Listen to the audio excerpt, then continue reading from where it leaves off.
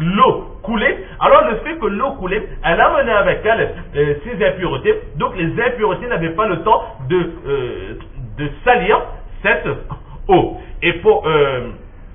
Et donc là, c'est ce qu'on appelle l'eau coulante. Et pourquoi est-ce qu'Imam Abu Hanifa, il est obligé de dire que c'est de l'eau coulante? Parce que c'est pour montrer, pour aller à l'encontre de Imam Shafi'i et Imam Ahmad ibn Hanbal. Eux, ils disent que c'était une eau qui était supérieure à la quantité de 2 jarres. Mais Imam Abu Hanifa, il n'accepte pas ce récit, lui. Il dit que c'est une chaîne de transmission faible. Et maintenant, donc, il faut donner une autre réponse, et là c'est ce qu'il a dit, que c'est une eau qui était coulante. Une petite anecdote, mais ça il faut bien ensuite le comprendre avec les savants, que qu'est-ce qu'une eau coulante? Par exemple, une règle de jurisprudence, c'est que si par exemple nous avons un seau d'eau, donc c'est une petite quantité d'eau, et dans ce seau nous vidons un peu d'impureté. Donc la règle c'est quoi? C'est que cette eau deviendra impure. Mais maintenant, si on prend un autre récipient et on le verse dans le premier récipient, de façon à ce que l'eau du premier récipient déborde et commence à couler. Alors là, les savants disent que ceux qui suivent l'enseignement d'Imam Abu Hanifa alayhi rahmah, ils disent que l'eau du premier récipient qui à l'origine était impure, elle va se purifier du simple fait qu'on a fait couler cette eau à l'aide d'une autre eau, à condition que lorsque l'eau, on a terminé de verser le second récipient et que l'eau a terminé de couler, il faut que dans le premier récipient, il n'y ait plus de traces de cette impureté. C'est-à-dire que le goût, c'est le goût de l'eau normale, la couleur, c'est la couleur transparente de l'eau normale, et l'odeur, il n'y a pas l'odeur de cette impureté. Si c'est ainsi, alors la première eau deviendra pure du fait que nous avons fait couler de l'eau. C'est ce qu'on appelle l'eau coulante. Et ici aussi pour le puits de Bouzarat, c'est la même chose, même si en apparence il y a des impuretés, mais étant donné qu'il est constamment en train de couler, exactement comme une rivière qui coule constamment, alors cette eau sera pure. Et c'est la règle pour les rivières qui coulent, etc. Toutes les eaux, les rivières, la mer, etc., elles sont dans cette catégorie de l'eau qui coule, c'est-à-dire qui va et qui vient, qui ne stagne pas. Alors l'eau qui ne stagne pas n'est pas impure tant que nous n'apercevions pas un changement dans les caractéristiques de l'eau. C'est ce qu'Imam Abu Hanifa alayhi rahmah, il a donné comme réponse. Un autre disciple d'Imam Abu Hanifa, mais non contemporain un peu plus tard, c'est Imam Tahawi alayhi rahmah. Imam Tahawi, c'est Imam Abu Hanifa et ses élèves, ils sont très connus dans la jurisprudence. Mais il est très rare de trouver des livres, des recueils de hadith ou des recueils de tafsir dans lesquels l'auteur s'appuie sur l'enseignement d'Imam Abu Hanifa alayhi rahmah. En général, lorsque l'on trouve les appuis, un livre qui va dans le sens de l'enseignement d'Imam Abu Hanifa, ce sera toujours dans le domaine de la jurisprudence. Or, Imam Tahawi alayhi rahmah, il est l'un des seuls auteurs qui lui a écrit un recueil de hadith dans lequel il a assimilé toutes les preuves de Imam Abu Hanifa alayhi rahmah. Donc Imam Tahawi, lorsqu'il présente dans son livre ce hadith du Bi'r Bouza'a, lui qu'est-ce qu'il dit? Il dit que il réfute toutes les réponses qui ont été données, et il dit que ce puits de Bi'r Bouza'a, il était impur.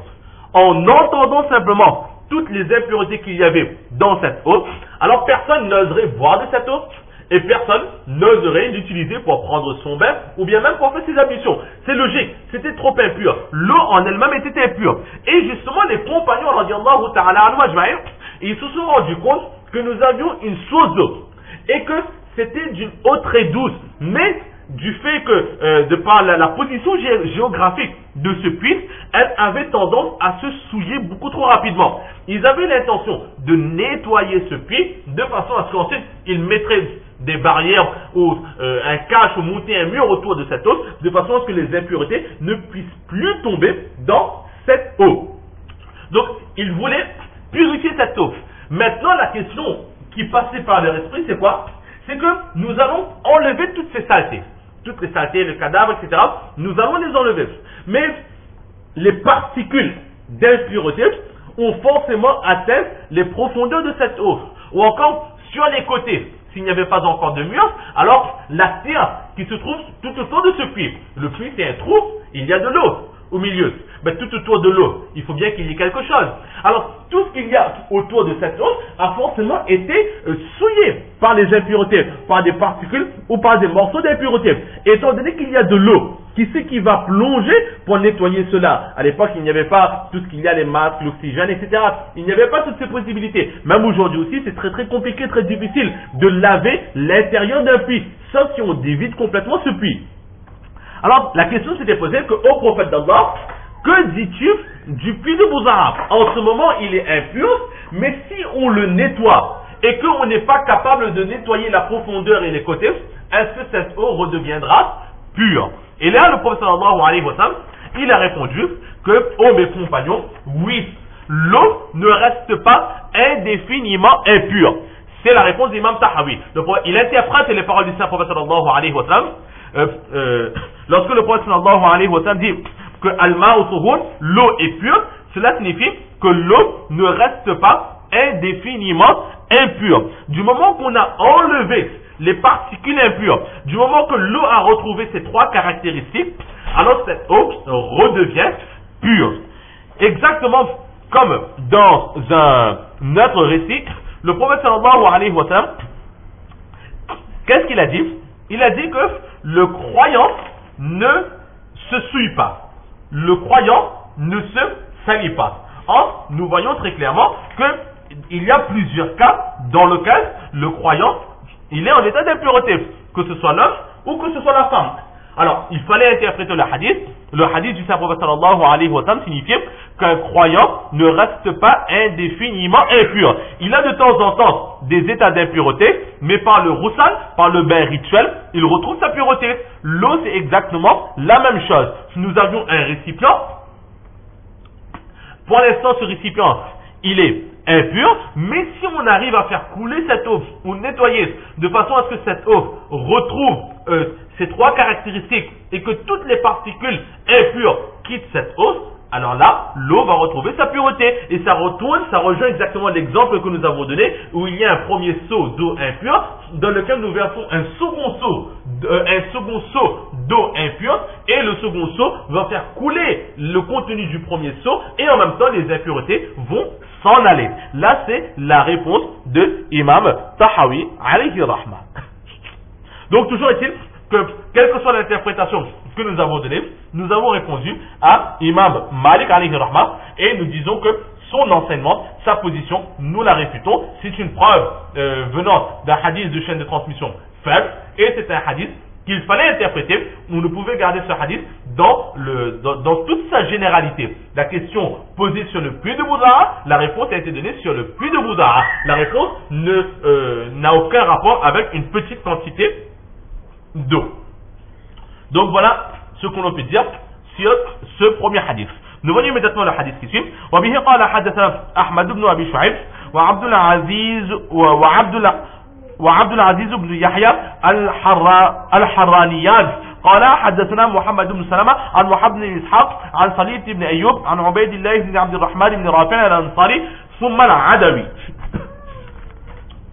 عن أبي سعيد الخدري رضي الله تعالى عنه أجمعين قال سمعت رسول الله صلى الله تعالى عليه وعلى آله وسلم وهو يقال له إنه يستسقى لك من بئر بضاعة وهو بئر يلقى فيه لحوم الكلاب والمحائز وعاذر الناس فقال رسول الله صلى الله تعالى عليه وعلى آله وسلم إن الماء طهور لا يزجزه شيء. قال أبو داود وسمعت قتيبة بن سعيد قال سألت قيم بئر بضاعة عن عمقها قال أكثر ما يكون فيه الماء إلى العانة. قلت فإذا نقص قال دون العورة. قال أبو داود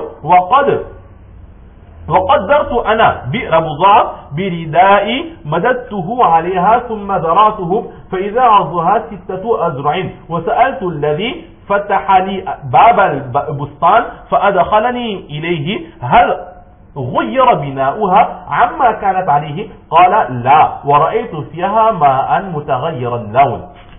Là, Imam Abu Daoud alayhi rahma, il va un petit peu s'énerver contre Imam Abu Hanifa alayhi rahma. C'est pour cela qu'il est parti de ses propres recherches. D'abord, nous voyons le hadith. Imam Abu Daoud rapporte d'Ahmad fils de Abi Shu'aib ainsi que d'Abdul Aziz fils de Yahya al-Haraniyan qui rapportent tous les deux de Mohammed fils de Salama, qui rapporte de Mohammed fils de Ishaq, qui rapporte de Salid fils de Ayyub, qui rapporte de Ubaydullah fils de Abdurrahman fils de Rafi' al-Ansari, appartenant donc des Ansar et de la tribu d'Adawi, qui rapporte de Hazrat Abu Sa'id al-Khudri radiallahu ta'ala, qui dit que j'ai entendu le saint prophète sallallahu alayhi wa sallam. Certaines personnes ont prévenu le prophète sallallahu alayhi wa sallam et lui ont dit que, ô prophète d'Allah, lorsque tu demandes de l'eau, à l'époque il n'y avait pas de l'eau courante, donc on te donne l'eau que tu bois, c'est de l'eau qui provient du puits de Bouza. Et est-ce que tu sais qu'est-ce qui se passe là-bas? Alors il rapporte un petit peu les faits, il dit que c'est un puits dans lequel nous retrouvons les cadavres de chiens, nous retrouvons les serviettes impures des femmes lorsqu'elles sont en période, et ainsi que les impuretés des êtres humains. Et là le prophète sallallahu alayhi wa sallam répond, ne vous inquiétez pas, l'eau elle est pure, il n'y a rien qui la souille. Là c'est le hadith plus ou moins de ce que nous avons déjà vu. Et dans ce hadith aussi, avant de continuer, nous voyons que